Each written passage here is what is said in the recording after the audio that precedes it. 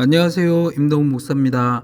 오늘 날마다 말씀과 함께 본문은 로마서 11장 17절에서 36절까지 말씀입니다.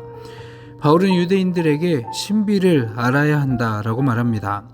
여기서 말하는 신비는 25절에서 27절까지 나오는 이방인이 충분히 들어오기까지 이스라엘이 덜어놓은 우둔하게 될지라도 결국은 온 이스라엘이 구원을 받게 될 것이라는 것입니다.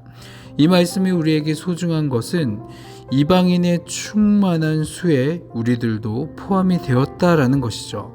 결코 우리의 잘남이나 뛰어난 능력 때문이 아니었습니다.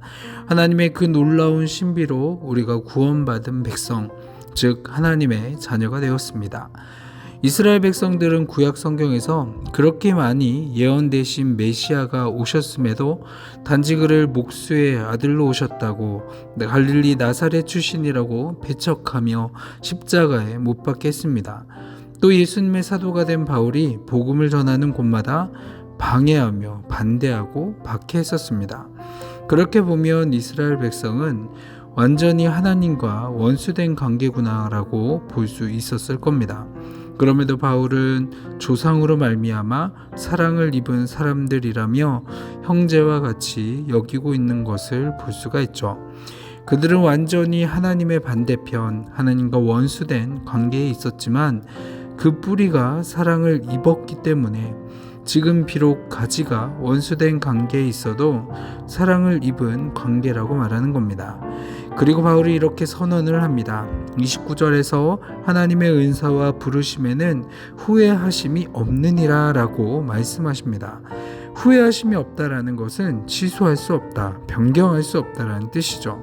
왜냐하면 하나님은 우리보다 비교할 수 없을 정도로 높으신 분이고 완전하신 분이며 창조주이시기 때문입니다.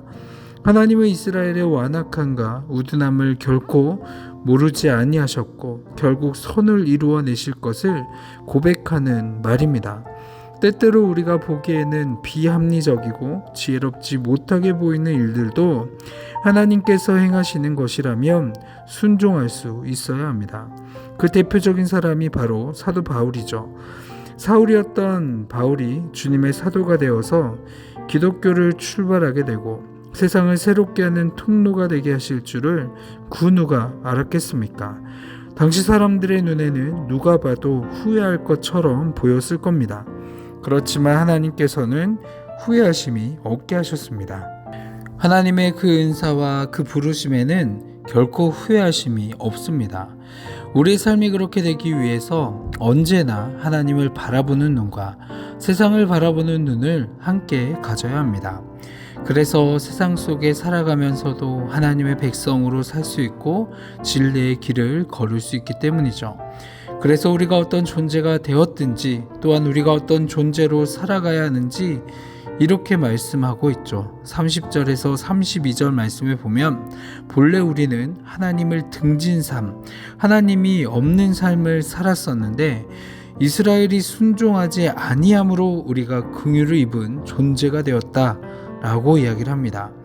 우리가 중심으로 하나님의 긍휼을 입은 존재인 것을 고백한다면 이제 우리가 하나님의 긍휼의 통로로 살아야 합니다. 인생의 중간에 누군가를 통해서 주님을 믿고 그리스도인이 된 사람 가운데 그 통로의 역할을 해줄 누군가는 지금 신앙생활을 하지 않는 사람도 적지 않습니다. 그런 걸 보면 참 신비하지 않습니까? 그 사람의 불순종이 오늘의 나를 만들었습니다. 이것을 우리 자신에게 적용해도 동일합니다. 우리는 인생의 한순간에 하나님께 불순종했을 때가 있었을 겁니다. 그 불순종을 통해서 심한 넘어짐을 경험하고 그것 때문에 다시 일어나 하나님을 향하는 삶을 살게 되었고 하나님께 순종하는 내가 만들어진 겁니다. 여기까지 오니까 바울은 하나님의 그 측량할 수 없음의 그 깊이에 감동하고 감격하지 않을 수가 없었습니다. 그래서 이렇게 고백을 하죠. 33절 말씀입니다. 깊도다 하나님의 지혜와 지식의 풍성함이요 그의 판단은 헤아리지 못할 것이며 그의 길은 찾지 못할 것이로다. 아멘. 그렇습니다. 우리가 하나님의 마음을 알 수 없고 하나님의 좋은 자도 될 수가 없으며 하나님께 먼저 드릴 수도 없는 이유는 만물이 주에게서 나오고 주로 말미암고 주에게로 돌아가기 때문입니다. 모든 일의 시작도 과정도 결과도 모두 주님께서 주관하십니다. 그 주님께서 우리에게 한 문화씩 맡겨주시는 은총을 베풀어 주시고 충성하라고 하십니다.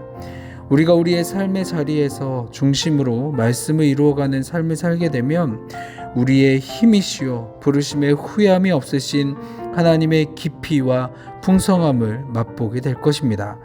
오늘 나의 삶에 이 은총을 누리는 복된 삶이 충만하길 소망합니다. 아멘. 같이 기도하겠습니다.